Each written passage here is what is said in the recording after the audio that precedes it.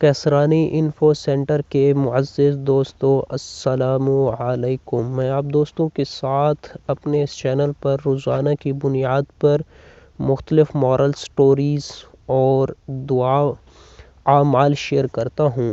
آج میں آپ دوستوں کے ساتھ، اگر آپ دوست اپنی تقدیر بدلنا چاہتے ہیں، اس اسم اعظم کا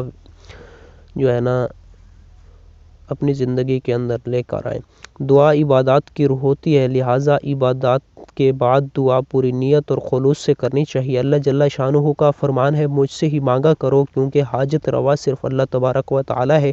مسئلہ یہ ہے کہ اکثر لوگ شکایات کرتے ہیں کہ ان کی دعائیں قبول نہیں ہوتی۔ ان کا سبب یہ ہے کہ ان کی دعا میں جذبہ پیدا نہیں ہوتا، کھوٹ ہوتا ہے۔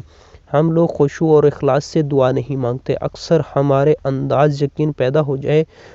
اندر یقین پیدا ہو جائے کہ ہمارا خالق ہی ہمارا حاجت روا ہے، تو وہ ذات مالک القدوس ہماری دعاؤں پر ہمیں عطا کرتا ہے، جو بن مانگے بھی عطا کر دیتا ہے، لیکن اس کی حکمت پر منحصر ہے کہ کسی طالب کی حاجت کو کیسے پورا کرنا ہے۔ دعا اس لیے مانگنا بھی ضروری ہے کیونکہ مقدر اٹل ہے۔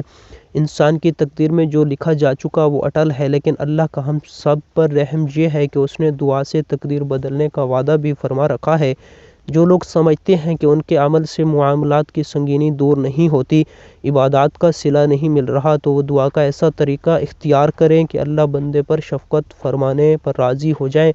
بزرگان دین فرماتے ہیں کہ اللہ سے دعا مانگتے رہو اور اس کے ناموں کا وسیلہ بھی تلاش کرو۔